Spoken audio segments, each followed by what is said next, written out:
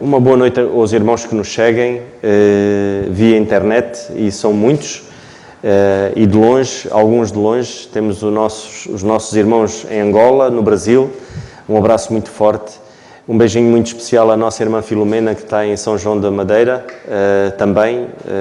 À nossa irmã Filomena, que está em Inglaterra. Um beijinho muito forte para elas também. E é bom estarmos juntos em mais um culto de estudo bíblico. Vamos dar início e vamos então começar por ler a Palavra de Deus. E temos estado a estudar a carta aos Colossenses e estamos no capítulo 4 ainda, no versículo 4, e vamos ler. E o Senhor diz-nos assim: Vós, senhores, fazei o que for de justiça e equidade aos vossos servos, sabendo que também tendes um Senhor nos céus. Perseverai em oração, velando nela com ação de graças, orando também juntamente por nós, para que Deus nos abra a porta da palavra, a fim de falarmos do mistério de Cristo, pelo qual estou também preso, para que o manifeste como me convém falar. Andai com sabedoria para com os que estão de fora, remindo o tempo. A vossa palavra seja sempre agradável, temperada com sal, para que saibais como convém responder a cada um. Tíquico, irmão amado e fiel ministro, conservo no Senhor, vos fará saber o meu estado, o qual vos enviei para o mesmo fim, para que saiba o vosso estado e console os vossos corações, juntamente com Onésimo, amado e fiel irmão, que é dos vossos. Eles vos farão saber tudo o que se passa por aqui. Aristarco, que está preso comigo, vos saúda, e Marcos, o sobrinho de Barnabé, acerca do qual já recebeste mandamentos. Se ele for ter convosco, recebei-o. E Jesus, chamado Justo, os quais são da circuncisão. São estes unicamente os meus cooperadores no reino de Deus, e para mim tem sido consolação.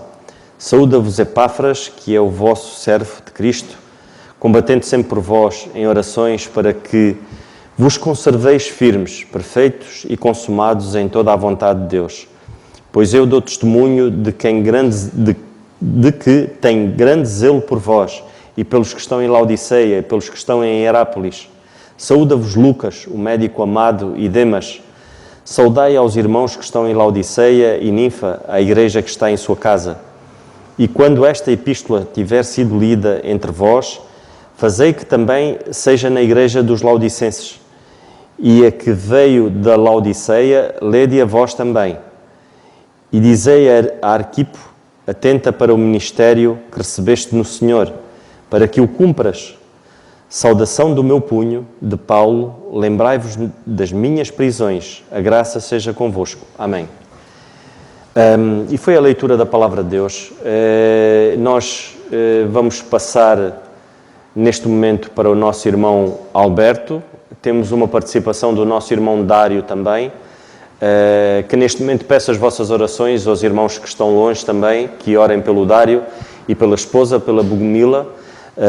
Ele está na Polónia, ele foi ver a sogra e a cunhada, mas neste momento as nossas orações é no intuito de eles poderem de facto estarem com a mãe e a irmã da Bogomila, pois ela está retida na Bielorrússia devido a este conflito político, mas peço as orações pelos irmãos também, por eles, aos irmãos.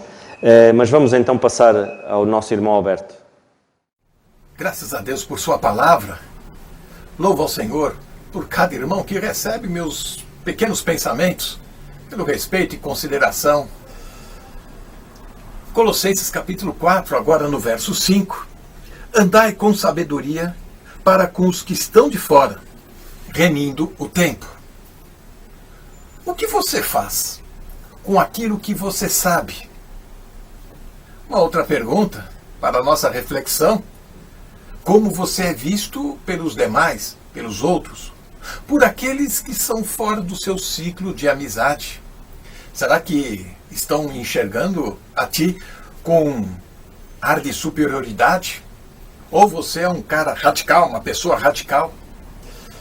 O verso 5 e 6, Paulo está dando orientações à igreja acerca do modo como deveriam se comportar em face daqueles que não pertencem à congregação da fé. Nós temos que tratar e lidar com muitas pessoas no nosso dia a dia, quer no trabalho, quer com amigos, com a vizinhança. Nós precisamos ter sabedoria para dar um bom testemunho e assim ter as portas abertas para apresentar a palavra do mistério. Aqui na carta aos Colossenses, por 6 vezes aparece a palavra sabedoria. Capítulo 1, no verso 9, Paulo está orando por sabedoria e inteligência.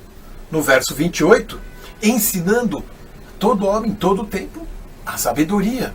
No capítulo 2, verso 3, em Cristo estão escondidos todos os tesouros de sabedoria. No capítulo 2, verso 23, ele já faz uma advertência para a aparência da sabedoria dos homens. Capítulo 3 de Colossenses, no verso 16, ele fala que a palavra habite abundantemente, a palavra de sabedoria. E aqui no verso 5, andando em sabedoria. Tratar de sabedoria e conhecimento, como lidar com estas duas questões? Sabedoria geralmente é empregada no Novo Testamento para descrever a nossa capacidade de usar o conhecimento, a informação, a instrução, na maneira prática de construção do nosso comportamento do dia a dia, aplicando, administrando, assim, o nosso conhecimento. O verso 5, quando fala de andar em sabedoria, o apóstolo está usando aqui como uma figura de linguagem. Na verdade, ele está falando sobre conduta, comportamento. E não é o discurso de filósofos, nem de grandes eruditos, que vão nos impressionar, pois a vida cristã vai além da pregação, do discurso ou de um conhecimento teórico. Em primeira carta aos Coríntios, capítulo 1, verso 20, onde está o sábio, onde está o escriba, onde está o inquiridor desse século? Porventura não tornou Deus louca a sabedoria deste mundo? Nós precisamos distinguir a sabedoria do mundo com a sabedoria da palavra de Deus. Primeira carta de Paulo aos Coríntios, no capítulo 2, os primeiros versículos, quando Paulo fala que eu não fui ter convosco anunciando-vos o testemunho de Deus, não foi com sublimidade de palavras, ou mesmo na sabedoria, porque nada me propus saber entre vós, senão a Jesus Cristo e este crucificado. Eu estive convosco com fraqueza, temor, grande temor. Assim o apóstolo Paulo demonstra humildade. Isso sim é sabedoria. E a minha palavra, a minha pregação não consistiram de palavras persuasivas e sabedoria humana, mas da demonstração de espírito e do poder, para que a vossa fé não se apoiasse na sabedoria dos homens, mas no poder de Deus. Muitas pessoas se apoiam na sabedoria dos homens, pois a sua fé ainda está fraca. Conhecimento e sabedoria precisamos aprender a distinguir e a viver cada um deles. O conhecimento é o ato, é o efeito de obter ideia, instrução, informação proveitosas em todas as áreas da vida. Agora, a sabedoria, ela faz com que o conhecimento adquirido se torne proveitosa, se torne prudente, moderada, útil a ser aplicada. Administrar o conhecimento. Reza a lenda, uma historieta que talvez os irmãos conheçam muito bem, pois ela é muito conhecida. 2 discípulos foram procurar o mestre para saber a diferença do conhecimento da sabedoria. O mestre os desafiou a um concurso. Coloquem feijões nos sapatos e amanhã de manhã subam ao monte e lá vocês vão descobrir. Dito e feito, no dia seguinte, os 2 discípulos colocaram feijões nos sapatos, se vestiram e saíram na caminhada, subindo ao monte. Um deles reclamava, um deles, a cada passo, mancava, cada vez mais se queixava, enquanto que o outro subia lepidamente, rápido, ao monte. O outro foi se arrastando, reclamando e chorando, quando chegou lá em cima. Ele já desconfiava, aquele outro colega não usou os feijões, não colocou. Ao ser questionado por que ele estava chorando, reclamando, sentindo fortes dores, ele tirou os sapatos em cima do monte, um monte de feijões. O outro também falou: meus feijões estão aqui. A diferença é que ontem à noite, antes de vesti-los, eu cozinhei os feijões e assim eu pude caminhar suavemente. Esta é a diferença. Essa é a diferença. Não vamos confundir o conhecimento com a sabedoria. O conhecimento nos ajuda a ganhar a vida. A sabedoria nos ajuda a construir a vida. Que o Senhor Deus nos dê esta sabedoria para saber cozinhar os feijões e viver sabiamente com o conhecimento que estamos adquirindo. Que Deus nos abençoe. Amém. Boa noite a todos os irmãos, graças a Deus e graça e paz. Daqui da Polónia mandamos um grande abraço para todos, se bem que na próxima semana também já vamos estar juntos novamente, a partir de quarta-feira, se bem que na próxima quarta-feira já esperamos estar e participar no estudo bíblico presencialmente, e fica também um motivo de oração para que o Senhor de facto continue a ajudar-nos e a todos os irmãos a estudarem a sua palavra e de facto a falarem daquilo que têm aprendido do Senhor, que é por isso que fazemos o estudo bíblico, para aprendermos cada vez mais do Senhor e aprendermos também cada vez mais da sua palavra e uns com os outros, porque vemos que o Senhor deu-nos a capacidade e deu-nos a sua palavra, que tem sempre muito para nos ensinar, ela não se esgota. E é interessante do quanto podemos aprender uns com os outros também desta forma. Queridos irmãos, continuando a seguir também o versículo que o irmão Alberto tinha falado, que era o versículo 5, e lendo um pouco também o contexto do versículo 1 ao versículo 5, que diz o seguinte: vós, senhores, fazei o que for de justiça e equidade a vossos servos, sabendo que tendes um Senhor nos céus. Preservai a oração, velando nela com a ação de graças, orando também juntamente por nós, para que Deus nos abra a porta da palavra, a fim de falarmos do mistério de Cristo, pelo qual também estou preso, para que o manifeste como convém falar. Andai com sabedoria para com os que estão de fora, remindo o tempo. E neste versículo 5, irmãos, dando um pensamento muito curto, diferentemente do que o irmão Alberto falou um pouco, é interessante que uma das frases muito conhecidas de Francisco de Assis diz o seguinte, e já ouvimos alguns irmãos até falarem desta passagem, que diz: prego o Evangelho em todo o tempo, se necessário, use palavras. Vimos o irmão Alberto também a falar da forma como nós devemos viver, e esta passagem de facto mostra e ensina-nos que nós precisamos de sabedoria para saber viver, e sabemos que, e já ouvimos muito acerca de como podemos obter a sabedoria. Vemos, por exemplo, em Provérbios, quem quiser sabedoria, a palavra de Deus diz que o temor do Senhor é o princípio da sabedoria. E quem quiser ter sabedoria, a primeira coisa que temos de fazer é temer o Senhor. E temendo o Senhor, a palavra de Deus mostra-nos que isto é o princípio da sabedoria, e mostra-nos que é pela palavra de Deus que nós vamos obtendo essa sabedoria. Mas o princípio dela é o temor do Senhor. É interessante que com esta passagem, que o versículo 5 nos diz: andai com sabedoria para com os que estão de fora, a ensinar-nos a nós vivermos em santidade. É interessante que muitas vezes podemos usar passagens como esta para, às vezes, caímos na tentação, e eu falo por minha culpa também, caímos na tentação de que nós temos de viver o Evangelho e não só falar, ou vivê-lo mais do que falar.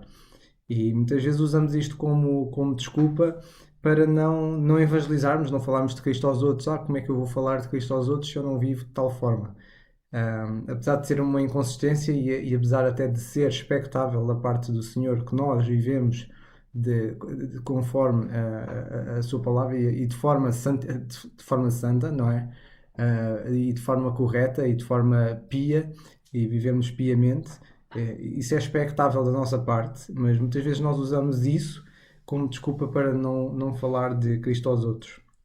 E é interessante que nós usarmos este tipo de desculpa e temos desculpas clássicas, como às vezes dizermos que não temos o dom para sermos evangelistas, irmos para as ruas e falar com as pessoas, sejam pessoas conhecidas ou desconhecidas, e então não temos esse dom para ir à rua, pôr-nos em cima de um banco e começar a falar de Cristo. E usamos várias vezes situações até do género. Muitas vezes até construímos nós próprios um conjunto de argumentos, se é que não são mesmo apenas desculpas nossas, que usamos até para não falar de Cristo aos outros. E normalmente as mais clássicas ou as mais conhecidas é que eu não tenho o dom de evangelista, ou não tenho o dom de pregar, ou de falar ou pregar da palavra de Deus, ou então temos aqueles receios e mitos de medos que temos, que é eu vou falar mas não me vão ouvir. Vão achar-me aborrecido, uma pessoa aborrecida, ou então eu tenho de viver mais em santidade, tenho de viver em santidade e dar o exemplo, saber como comportar, dar o bom testemunho antes de sequer começar a falar. E uma coisa é verdade, é que o Senhor, de facto, a sua palavra diz que Ele mesmo deu outros para evangelistas. Mas também é verdade que vemos no o apóstolo Paulo a dizer que porque se anuncio o Evangelho não tenho que me gloriar, pois me é imposta essa obrigação. E ai de mim se não anunciar o Evangelho. De facto, irmãos, podemos não ser evangelistas e de facto o Senhor pode não nos dar o dom e podemos não ter o dom de evangelização ou de sermos evangelistas, mas a verdade é que ai de nós se nós não anunciarmos o Evangelho, porque foi-nos imposta esta obrigação. O apóstolo Paulo, até mesmo a certa altura, quando ele estava em Corinto, no livro de Atos, no capítulo 18, versículo 8 a 10, nós vemos que quando Paulo estava lá a falar, e a partir do versículo 8 é dito que Crispo, principal da sinagoga, creu no Senhor com toda a sua casa. Também muitos dos coríntios, ouvindo, creram e foram batizados. E disse o Senhor em visão a Paulo: Não temas, mas fala e não te cales, porque eu sou contigo, e ninguém lançará a mão de ti para te fazer mal, porque eu tenho muito povo nesta cidade. Notem que aqui o Senhor, ele a encorajar Paulo, e vemos hoje na sua palavra, o próprio Senhor continua a encorajar-nos hoje, a motivar-nos e de facto a querer levar-nos a de facto falar do Evangelho, da graça de Deus, claramente aos outros.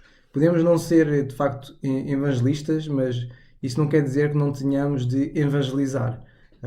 Podemos não ser evangelistas, mas não quer dizer que nós não tenhamos de falar de Cristo aos outros. Porque nós hoje continuamos a ter amigos, e se calhar até temos muitos amigos descrentes, ou mais amigos descrentes. Temos familiares que não são crentes, temos colegas que também não o são, e por mais difícil que seja, a verdade é que nós temos várias pessoas e temos vários contacto com várias pessoas e várias oportunidades para falar do Evangelho. E a questão é porque é que nós escondemos o Evangelho ou não o fazemos tentando procurar viver uma vida pia. Porque às vezes viver uma vida santa e vivendo piamente nem sempre é sinal de que as pessoas nem sempre podem reparar que de facto nós ou não somos como os outros, ou nós não, de facto nem sempre podem reparar que através da nossa vida que nós somos crentes, não é? É claro que nós devemos ter sempre cuidado. Agora a questão que fica, e esta passagem ensina-nos algo, e todo este contexto ensina-nos algo que é a forma como porque nós temos sempre, e eu falo por mim, temos a ideia que na evangelização deve ser ao contrário. A nossa ideia, muitas vezes, para não evangelizarmos, como tinha dito, e reforçando novamente, é que pensamos que primeiro temos de comportar-nos como tal, ter uma vida santa ou uma vida com um bom testemunho antes de falarmos. Mas é interessante que esta passagem de Colossenses, até ao versículo 5, ele mostra-nos exatamente o contrário. É que nós temos de falar primeiro antes de andar em sabedoria. Ou seja, que nós, ao falando da palavra de Deus, isso vai nos possibilitar e, de facto, nós depois termos cuidado e procurarmos andar em sabedoria. O irmão Carlos, entre outros irmãos, o irmão José, o Nando, e vários irmãos que ouvimos falar, ajudam-nos, principalmente os mais novos, como eu, ajudam-nos a perceber e a entender que quando nós começamos a falar de Cristo, e se for das primeiras coisas que fizermos, isso vai ajudar-nos a nós andarmos mais em sabedoria, porque vamos procurar ter mais cuidado com a forma como falamos e como vivemos. E de facto esta passagem ensina isso, e é interessante, irmãos, até mesmo evangelistas, e por exemplo o irmão Amadeu é um desses irmãos que vemos a facilidade que ele tem de falar de Cristo a qualquer pessoa na sua zona, e é uma forma de encorajamento até mesmo para nós. Nós vemos irmãos destes que são de facto evangelistas e ensinam-nos de facto como é que nós podemos ter esta facilidade de falar de Cristo aos outros. Podemos não ser evangelistas, mas podemos aprender com eles e com a palavra de Deus, ensina-nos como é que nós podemos falar aos outros. Pode não ser a pessoas desconhecidas, como por exemplo falarmos do Evangelho na rua, mas sim a pessoas conhecidas como familiares, como amigos, como colegas, não descartando na mesma a necessidade de termos de falar a todas as pessoas, porque a palavra de Deus e o Evangelho inclui todas as pessoas. Mas se nós de facto fizermos a nossa parte, nem que seja falar a amigos, colegas e familiares, isso já poderia ser um grande avanço no Evangelho, de ganharmos cada vez mais almas, se cada um de nós se preocupasse em fazer essa parte. Mas é interessante então que a palavra de Deus dá-nos uma ordem, e a ordem é contrária à ordem que nós de forma clássica entendemos, que é muitas vezes achamos, como tinha reforçado, que devemos primeiro viver uma vida exemplar, e só depois disso é que falamos do Evangelho, mas a palavra de Deus mostra-nos o contrário. E ela, em Colossenses, ela dá-nos a seguinte ordem. E a ordem é, nós vemos o apóstolo Paulo a dizer: perseverai em oração, velando nela com a ação de graças. E vemos que depois da oração, no versículo 3, o apóstolo Paulo diz: orando também juntamente por nós, para o quê? Para que Deus nos abra a porta da palavra, a fim de falarmos do mistério de Cristo, pelo qual também estou preso, para que o manifeste como convém falar. Então, irmãos, entre esta passagem e algumas outras que também pode-se depois ver, é que esta passagem ensina, se nós, e podemos aprender que se nós queremos de facto aprender cada vez mais a falar de Cristo aos outros, ou ter a habilidade de o fazer, a primeira coisa que nós temos de fazer é orar acerca disso. É orar de facto e perseverar na oração pelas pessoas que nós de facto vamos falar do Evangelho, seja aos nossos colegas, seja aos nossos amigos, pedirmos ao Senhor que de facto Ele nos abra a porta, e como já ouvimos alguns estudos bíblicos atrás, pedir ao Senhor que abra a porta da palavra, possa abrir as nossas bocas para nós termos a ousadia de falar, e também possa abrir o coração daqueles que vão ouvir o Evangelho. Então o primeiro passo, e pode-se dizer que se calhar é o passo-chave ou o mais importante de todos os outros, é de facto a oração, é nós perseverarmos na oração e de facto, se queremos falar de Cristo aos nossos familiares e colegas e amigos, é importante nós orarmos por eles. Depois deste, como é claro, depois de orarmos acerca disto, seria então nós começarmos a falar e sermos, e uma das coisas que até temos de pedir na oração é o Senhor de facto dar-nos a ousadia que nós precisamos, que na verdade muitas vezes o que nos falta é a coragem, mas a coragem que nos falta é por causa do medo que temos da posição ou daquilo que vamos perder. E então muitas vezes ficamos com esta ideia, com estes mitos de que se falarmos vamos perder alguma coisa.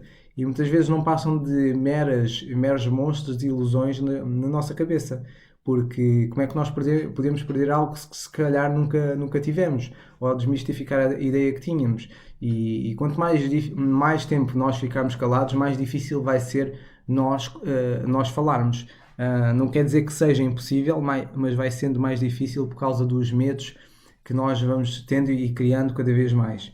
E às vezes até depois podemos já ter um comportamento completamente diferente porque não falamos e não temos cuidado.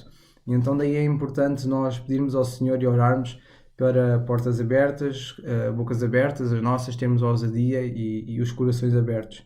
Claro que nem toda a gente vai querer da mesma forma, mas aí o Senhor é que vai cuidar e é o Senhor a cuidar e não nós.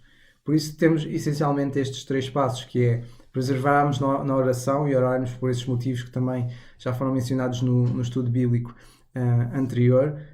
De facto, falarmos, porque se não falarmos, também ninguém vai ouvir, não é?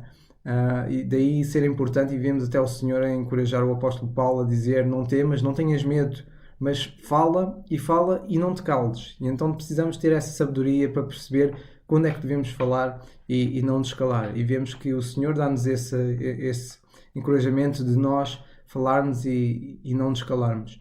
E só depois então é que nós vamos então procurar andar em sabedoria para com os que estão de fora. Ou seja, depois de nós falarmos, porque nós falamos de Cristo e falamos da importância que Ele tem e que Ele é nas nossas vidas, só então depois de nós fazermos isso é que então vamos procurar, principalmente procurar andar em sabedoria. Para quê? Para não sermos um tropeço para o Evangelho perante ninguém. Daí ser importante nós fazermos. E quer queiramos, muitos irmãos até dizem que é importante nós falarmos, porque se entrarmos logo, por assim dizer, ou a pé juntos, ou formos mais entre aspas, ativos, formos logo proativos a falar, isso vai-nos levar a estar mais na defensiva, no sentido de procurarmos mais ter cuidado com a forma que andamos, como estamos e como falamos. Por isso, irmãos, é verdade que nós devemos pregar todo o Evangelho em todo o tempo, mas devemos, primeiramente, usar a oração, usar palavras e depois então andar em sabedoria para com os que estão de fora. Espero que de alguma forma sirva de encorajamento a todos. Certamente não são só os irmãos que precisam de encorajamento, também eu preciso, e é a palavra de Deus que nos ensina e nos dá essa coragem que nós precisamos para fazer o mais importante e percebermos que podemos não ser evangelistas, mas ainda assim nós temos familiares, temos colegas, temos amigos que precisam de ouvir no Evangelho e que nós precisamos de facto ser mais ousados para falar do Evangelho. E se de facto queremos mostrar uma vida exemplar, então falemos e mostremos essa vida exemplar. Que o Senhor nos ajude e que de facto principalmente oremos uns pelos outros e procuremos ajudar uns aos outros nesta parte de evangelização, porque é muito importante, porque se não evangelizarmos, e todos nós sabemos, e os irmãos já sabem muito melhor do que eu, que uma igreja que não evangeliza provavelmente poucos anos depois poderá morrer ou deixar de existir. E precisamos de facto da ajuda do Senhor para fazermos esta tarefa básica, importante, e precisamos da sua sabedoria para de facto cada vez mais deixarmos de ser nós a vivermos para nós mesmos, mas ser o Senhor Jesus Cristo a viver para nós. Que de facto o Senhor nos ajude, nos abençoe e continuemos a orar uns pelos outros e principalmente para o Senhor dar-nos a palavra uns aos outros e cada um de nós possa andar conforme a sua palavra e andar de facto em sabedoria para os que estão de fora e também uns para com os outros. Que o Senhor nos abençoe e até para a semana, se Deus quiser. Graças a Deus por aquilo que ouvimos, tanto da parte do nosso irmão Alberto como da parte do Dário. Eu não diria que é um pequeno pensamento, mas eu diria que é só um apontamento, aquilo que eu vou dizer. Eu dou graças a Deus porque o Senhor é muito claro. Quando Ele requer alguma coisa de nós, Ele é claro, Ele não é confuso, Ele vai direto ao assunto. E Ele diz, como nós ouvimos o nosso irmão Alberto, e ele fez a distinção entre o conhecimento e a sabedoria. E o nosso Deus, Ele é assim connosco. Ele vai direto ao assunto e Ele diz, olha, vocês querem sabedoria? Então temam-me, obedeçam-me. Nós hoje vivemos na mesma situação, só há uma diferença entre nós e Adão. É que Adão vivia sem pecado, quando ele foi posto no jardim. E nós hoje, infelizmente, o pecado domina este mundo e o homem está contaminado. Mas em relação ao conhecimento, nós temos tudo aquilo que Adão tinha. Não havia nada a acrescentar, não havia mais nada a acrescentar àquilo que o Senhor diria a Adão. Não havia nada a esconder. O Senhor tinha uma intimidade com ele diariamente. Todos os dias o Senhor encontrava-se com ele e passava-lhe esse conhecimento. Para quê? Para que o Adão, em temor, em obediência a Deus, adquirisse sabedoria. O que é que contaminou? O pecado. O pecado, ao contaminar Adão, fez com que, como Provérbios diz, louco é aquele que despreza o conhecimento e a sabedoria de Deus. Hoje é igual. Nós temos completamente conhecimento da palavra, não há mais nada a acrescentar. O Senhor não tem mais nada a nos dizer, para além daquilo que está escrito, assim como era nos dias de Adão. O Senhor tem a mesma, requer e quer de nós essa mesma intimidade diária, constante, como tinha com Adão, como não tinha com a nação de Israel, como não teve na história do homem depois de Adão. A nação de Israel não tinha aquilo que nós temos hoje, que é constantemente termos esta intimidade com Deus. E Adão tinha isto, nós temos isso. Agora, o que é que nos separa, de facto?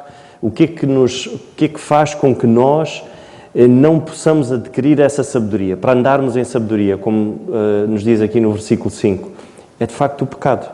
O mesmo pecado que contaminou a vida de Adão e Eva é o mesmo pecado que nos contamina hoje em dia, e deixemos de ter essa sabedoria. Que o Senhor nos ajude a pensarmos nisto diariamente, de que mais importa de facto nós temermos ao Senhor. Falhamos todos os dias e é uma luta constante, mas que os erros de hoje não se possam repetir amanhã. Que o Senhor assim nos ajude e nos dê a graça de podermos andar então em sabedoria. Era só isto que eu queria. Tinha aqui mais umas coisinhas, mas o nosso irmão Alberto e o Dário já disseram tudo. Graças a Deus por mais um estudo bíblico. Graças a Deus porque, de facto, o nosso Deus é um Deus maravilhoso e Ele dá-nos tudo. Agora, basta nós darmos o passo de adquirirmos de esse conhecimento para pormos em prática, então, a sabedoria que Deus requer de cada um de nós. Uma sabedoria em todas as áreas, e nós podíamos falar aqui um bocadinho em todas as áreas, porque Ele diz, andai. Então, isto tinha muito ponto se lhe pegasse. Que o Senhor assim nos ajude e certamente teremos a oportunidade de falar mais um pouco acerca deste versículo. Vamos então terminar. Desde já um abraço muito grande àqueles que nos ouvem de longe, não esquecendo, como nós ouvimos ainda agora o nosso irmão Dário, orando uns pelos outros, não esquecendo sempre de orar uns pelos outros, porque isso podemos fazer. Eu não tenho a capacidade de ajudar irmãos que estão muito longe, mesmo os de perto, eu não tenho essa capacidade, mas o Senhor tem, por isso oremos uns pelos outros. Vamos terminar com a oração e vamos ficar de pé. Senhor nosso bendito e amado Pai, nós graças te damos, Senhor, porque de facto este versículo, quando tu nos dizes que devemos andar em sabedoria, e tu nos dizes para com os que estão de fora, remindo o tempo, é algo muito profundo, Pai. É algo que significa que tantas vezes perdemos tempo, tantas vezes que dirigimos essa mesma sabedoria para benefício próprio, em prejuízo dos outros. Tantas vezes, Senhor, tomamos decisões que não são sábias. E Tu nos dizes na Tua palavra, Senhor, que todos os atos há uma consequência. Aquilo que semearmos hoje, certamente iremos colher. Que Tu nos ajudes, Senhor, a podermos semear coisas boas para podermos colher o bem. Dá-nos a sabedoria esta semana, no resto desta semana. Cuida daqueles que não estão bem, daqueles que não puderam estar connosco também. Carecemos tanto de Ti, Senhor. Dá-nos o Teu ânimo, Senhor. Te rogamos por cada filho aqui, Senhor, pelo Cristóvão, pelo nosso Sérgio, Senhor, pela Wanda, Pai, pelo Márcio, pelo Lucas. Obrigado por estes Teus filhos, Senhor, que propuseram no seu coração hoje estarem aqui esta noite, Pai. E Te agradecemos também por aqueles que certamente tinham o desejo e não puderam estar, Senhor. Ajuda-nos agora no resto da semana, Pai. É o que nós Te pedimos e agradecemos no nome do Teu Filho, nosso Senhor Jesus Cristo. Amém.